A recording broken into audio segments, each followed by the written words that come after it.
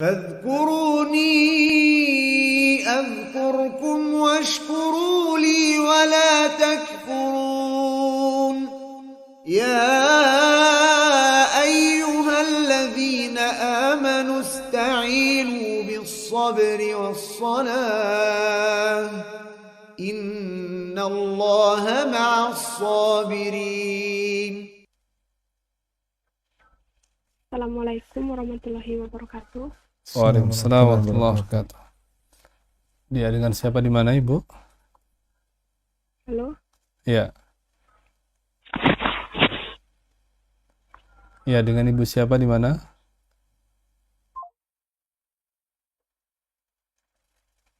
Baik, terputus. Kami bacakan pertanyaan yang telah masuk pada kami. Saya ingin bertanya tentang City Tour ke Al-Ula di beberapa travel umrah. Tapi saya pernah mendengar hadis tentang larangan Rasulullah agar kita tidak mendatangi kota tersebut. Mohon penjelasannya, Ustaz. Oleh hati-hatinya seorang mencari keselamatan untuk agamanya dan tidak mendatangi kecuali tempat-tempat yang aman dan indah, bersejarah, tanpa ada di sana keraguan-raguan. Dan alhamdulillah tempat-tempat yang seperti itu banyak yang insya Allah lebih aman dan lebih bermanfaat. Kalau ke kota tersebut bukan ke tempat diadabnya, tapi maksudnya adalah di daerah yang lain, meskipun di kota yang sama tapi di daerah yang lain, maka tidak masalah.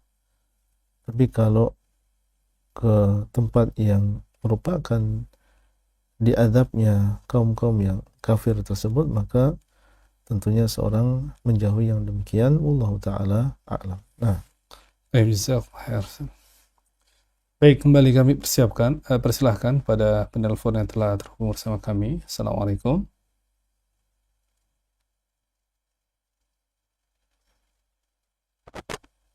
Ya, halo, assalamualaikum.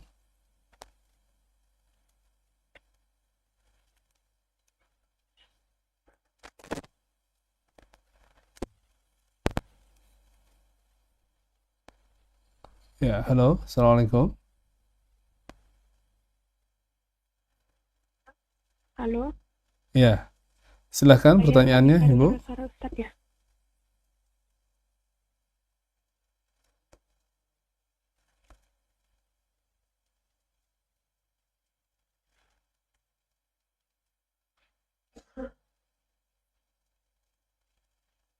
Silahkan disampaikan pertanyaannya.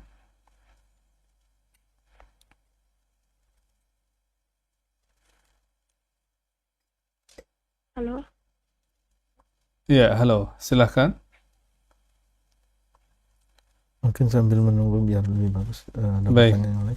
Sambil menunggu diperbaiki, ada beberapa kesalahan teknis.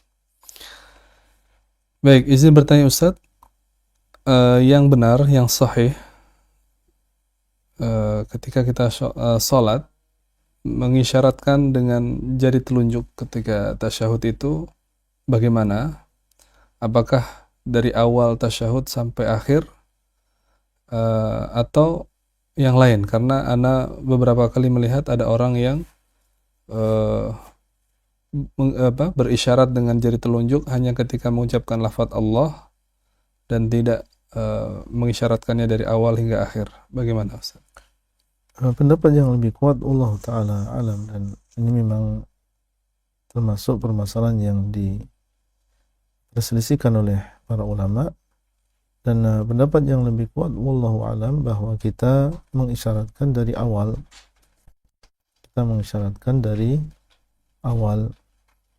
wallahu ta'ala alam. Nah, Jazakumullah khair.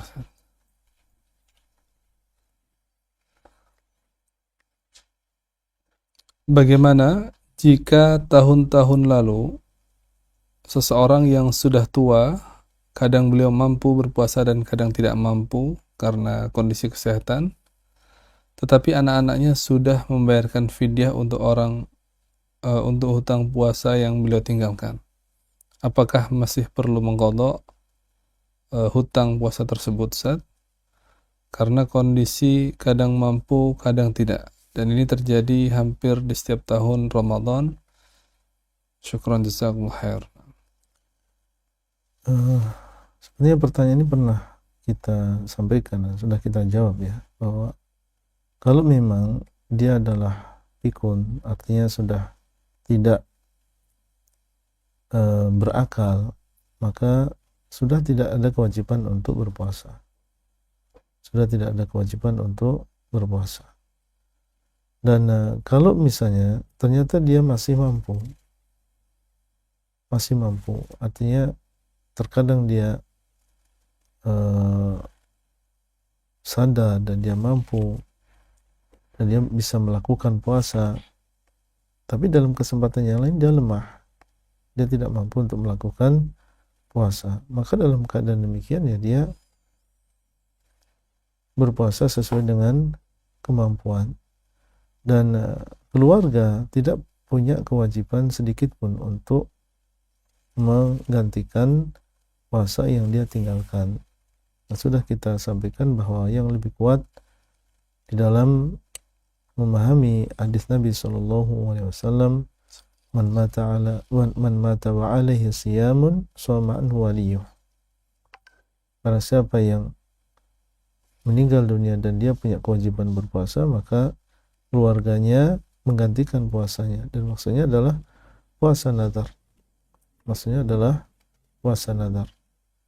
Jadi kalau itu yang dimaksud, maka tidak ada kewajiban. Tapi seandainya bapak tersebut beliau tidak melakukan puasa dalam keadaan dia itu sadar, dalam keadaan dia berakal, tapi karena dia sudah tua sehingga beliau pun tidak mampu sama sekali untuk berpuasa, sudah kita sampaikan bahwa dalam keadaan demikian dia membayar fidyah. Dalam keadaan demikian dia membayar fidyah. Sehingga kalau memang keadaannya adalah seperti ini, yang ketiga, dia dalam keadaan berakal dan dia tidak berpuasa karena sudah tua, maka dia berkewajiban untuk membayar fidyah saja, tidak ada kewajiban yang lain. Dan kalau beliau sudah bayar, alhamdulillah. Kalau belum, maka anak-anak dianjurkan mereka untuk membayarkan sebagai bentuk bakti kepada kedua orang tua. Allah Ta'ala a'lam. Baik, jazakumullah Ustaz. Ini pertanyaan dari yang tadi gagal ketika menelpon, Ustaz. Ketika sedang berpuasa lalu wudhu dan setelah meludah membuang air wudhu, sisa air wudhu di mulut, biasanya di bibir ini masih ada sisa air yang kadang-kadang terkena lidah dan tertelan. Nah, ini bagaimana, Ustaz? Apakah boleh ditelan atau harus benar-benar dibersihkan? Ya. Setelah kita berwudu, maka apa yang masih tersisa di dalam mulut kita berupa air, maka kita keluarkan. Ya, kita meludah semampunya, kita mengira bahwa sudah habis.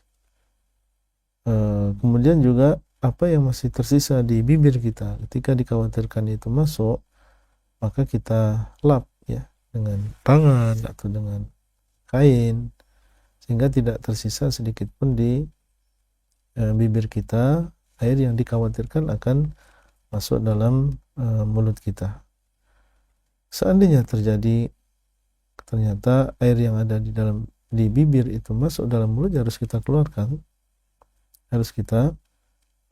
Karena itu air yang berasal dari luar. Kalau misalnya tertelan tanpa sengaja, maka tidak membatalkan puasa. Apabila tertelan tanpa sengaja, maka tidak membatalkan puasa. Yang membatalkan adalah kalau sampai kita tahu itu adalah air dan kita sadar kita dalam keadaan berpuasa kemudian kita telan, nah ini yang membatalkan puasa seseorang. Wallahu ta'ala a'lam. Nah, Jazakallahu khairan. Pertanyaan dari Ummu Alfiona dari Malang. Izin bertanya, bagaimana sunnah kunut witir? Apakah hanya pada 15 hari terakhir Ramadan atau setiap malam kita harus membaca doa kunut witir? nah kunut witir ini adalah termasuk sunnah Nabi SAW dan dilakukan oleh beliau SAW, disunahkan baik di bulan Ramadan maupun di luar bulan Ramadan, yaitu di rakaat yang terakhir dari sholat witir. Dan hukumnya adalah sunnah, bukan merupakan kewajiban. Dilakukan atau disunahkan sejak awal malam yang pertama dari bulan Ramadan. Tidak ada dalil yang sahih yang menunjukkan bahwasanya kunut witir ini hanya disunahkan setelah pertengahan bulan Ramadan. Tapi sejak awal sudah disunahkan. Bahkan di luar bulan Ramadan pun kita disunahkan untuk membaca kunut witir. Dan sekali lagi hukumnya adalah sunnah, bukan merupakan kewajiban. Sehingga seandainya seorang tidak melakukannya pun tidak masalah. Dan sebagai seorang imam misalnya yang ingin mengenalkan sunnah Nabi SAW kepada kaum muslimin, maka adalah dia memperhatikan juga hal-hal yang lain yang terkait dengan witir ini. Ya, di antaranya adalah kalau memang kita melakukannya, maka terkadang seseorang meninggalkan supaya manusia tidak menyangka bahwa itu adalah sebuah kewajiban. Supaya manusia tidak menyangka itu sebuah keharusan. Dan di kota Madinah ketika dulu kita di sana pun terkadang sebagian a'immah mereka tidak melakukan kunut witir ini karena datang dari berbagai negeri kaum muslimin sholat di Masjid Nabawi dan mungkin mereka menemukan di Madinah sesuatu yang tidak mereka temukan di negara mereka. Yang kita di negara kita jarang imam-imam yang mereka melakukan kunut witir. Biasanya kunut saja tanpa ada witir saja tanpa ada di sana kunut. Sehingga mereka pun datang ke Madinah dan melihat setiap hari imam-imam mereka melakukan kunut witir. Dikhawatirkan mereka menyangka itu adalah sesuatu yang wajib sehingga terkadang mereka pun meninggalkan yang demikian. Kemudian juga, mumpung di sini kita berbicara tentang masalah kunut witir, kita perhatikan hal yang lain seperti misalnya yang disampaikan oleh para ulama adalah jangan kita terlalu panjang dalam membaca kunut witir, karena di belakang kita ini banyak manusia dengan berbagai keadaan, ada yang sakit, ada yang sudah tua, ada yang bawa anak dan seterusnya, sehingga seorang tidak berlebihan juga dalam membaca kunut witir ini. Bahkan sebagian ahlul ilm ada yang mencukupkan diri dengan doa-doa kunut witir yang datang dari Nabi SAW. Kemudian di antara yang perlu diperhatikan adalah tentang masalah taghanni, yaitu melakukan dalam berdoa. Maka ini juga diingatkan oleh para ulama, kita harus membedakan ketika membaca Al-Quran dengan membaca doa. Kalau membaca Al-Quran maka kita memang melakukannya. Ya, adapun membaca doa maka kita sedang berdoa, kita sedang meminta ya di hadapan Allah Subhanahu wa taala. Maka tentunya dibedakan antara membaca Al-Quran dengan membaca doa, karena sebagian menyamakan ketika dia berdoa seakan-akan dia membaca Al-Quran. Wallahu ta'ala a'lam. Nah, Jazakumullah khairan. Baik, pertanyaan berikutnya. Bismillah, Assalamualaikum Ustaz, izin bertanya, biasanya di daerah kami ketika akan menikahkan anak ini mengadakan pengajian walimatul nikah dengan membaca seperti misalnya surat Yasin dan yang lainnya. Yang kami tanyakan adalah bagaimana kami menyikapi adat ini Ustaz, dan suatu saat nanti bagaimana juga yang harus kami lakukan ketika akan menikahkan anak kami. Apakah mengikuti kebiasaan adat yang ada di lingkungan kami ini. Baik. Barakallahu fikum. Alhamdulillah yang telah memberikan hidayah ya kepada kita semuanya. Seorang apabila sudah tahu sebuah kebenaran, maka hendaklah dia mengamalkan kebenaran tersebut dan berpegang teguh dengannya. Dan jangan sampai dia mengikuti tradisi yang bertentangan dengan agama. Seorang berusaha sesuai dengan kemampuan dia, bagaimana dia bisa melaksanakan walimah sesuai dengan sunnah, meminta pertolongan kepada Allah, berilmu terlebih dahulu apa walimah yang sesuai dengan sunnah. Kemudian setelah itu dia berusaha untuk menyampaikan kepada keluarga yang lain, pihak-pihak yang mereka terkait di dalam masalah walimah ini. Disampaikan dengan cara yang baik. Kalau dia menyewa sebuah organisasi untuk mengurus, maka dia sampaikan, saya ingin melaksanakan walimah yang sesuai dengan syar'i, yang pisahkan antara laki-laki dan wanita. Tidak ada di sana acara ini dan acara itu. Sampaikan kepada keluarga, bahasanya saya sebagai orang tua ingin supaya anak saya ini menikah dengan cara yang disyariatkan, dan cara adalah demikian dan demikian. Adakan musyawarah, kemudian pembicaraan baik-baik dengan mereka. Kalau mereka bertanya, kita jawab dengan tentunya dengan argumen yang kuat. Dan di satu sisi kita punya kekuasaan karena kita adalah sahibul bait, kita yang punya gawe di sini. Kalau misalnya alhamdulillah menerima mereka dan berjalan sesuai dengan yang kita inginkan, alhamdulillah. Kita harus bersabar karena dalam menegakkan sunnah kadang di sana ada omongan yang tidak baik, atau bahkan sering di sana ada omongan yang tidak baik, maka kita harus siapkan dari awal kesabaran tersebut. Dan seandainya separuh-separuh, sebagian alhamdulillah bisa dilaksanakan, sebagian yang lain ternyata masih dilakukan, ya kita sudah berusaha.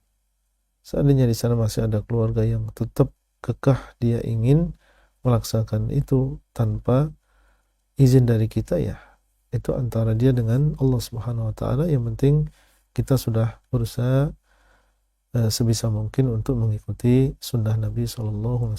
Nah, Jazakumullah khairan. Mungkin pertanyaan terakhir dari Sumayya di Lombok.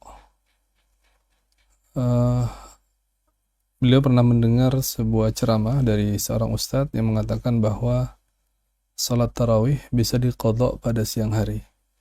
Apakah ini benar? Dan beliau juga bertanya jumlah fidyah yang harus dibayarkan untuk fidyah puasa. iya. Kalau seseorang sudah terbiasa melakukan witir, kemudian suatu saat dia tidak bisa melakukan witir karena satu uzur, karena ketiduran atau kelupaan dan seterusnya, maka dalam keadaan demikian dia boleh mengqadha. Maka dia mengqadha, yaitu mengqadha di siang hari. Mengqadha di siang hari. Dan yang bisa dia lakukan mengqadhanya adalah dengan menggenapkannya. Jadi kalau witir yang biasa dilakukan adalah 3 rakaat, maka dia mengqadhanya di siang hari di waktu duha itu 4 rakaat. 2 rakaat kemudian 2 rakaat. Ya, bukan melaksanakannya 3, tapi dia menggenapkannya. Kalau biasa dia melakukan witir 3 rakaat, jadi dia mengqadha'nya 4 rakaat. Karena witir ini adalah termasuk salat yang muakkadah, salat sunnah yang muakkadah, dikuatkan. Sehingga apabila seseorang sudah terbiasa melakukan witir, suatu saat tidak melakukan karena uzur, maka dia mengqadha'nya. Adapun salat tarawih maka tentunya berbeda dengan salat witir. Salat tarawih berbeda dengan salat witir. Jadi kalau seseorang ya dia misalnya di malam-malam seperti ini dia melakukan 11 rakaat, 8 rakaat ditambah witirnya 3 rakaat, maka yang dia qadha adalah witirnya. Wallahu ta'ala a'lam. Nah, Baik, untuk besaran fidyah.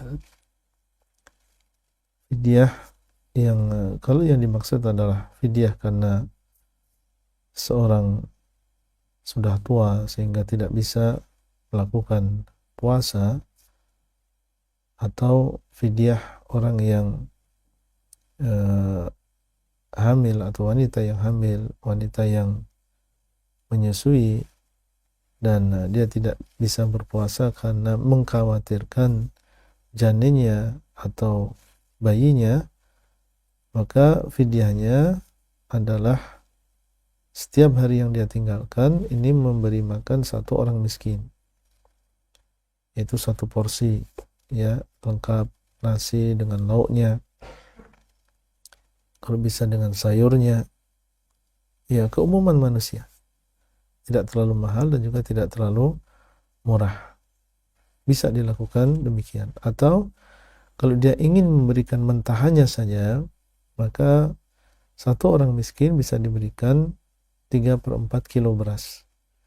1 orang miskin diberikan 3/4 kilo beras. Jadi setiap hari yang ditinggalkan dia memberikan 1 orang miskin 3/4 kilo beras, 750 gram. 750 gram. Dan seandainya dia punya beberapa hari, maka dikalikan saja. Misalnya dia punya utang 10 hari, 10 kali 750 berarti 7,5 kilo, ya, 7,5 kilo bisa diberikan kepada 1 orang miskin. Bisa diberikan kepada 1 orang miskin 10 kilo tersebut, atau diberikan kepada 10 orang miskin, diberikan masing-masing 3/4 kilo beras. Wallahu ta'ala a'lam.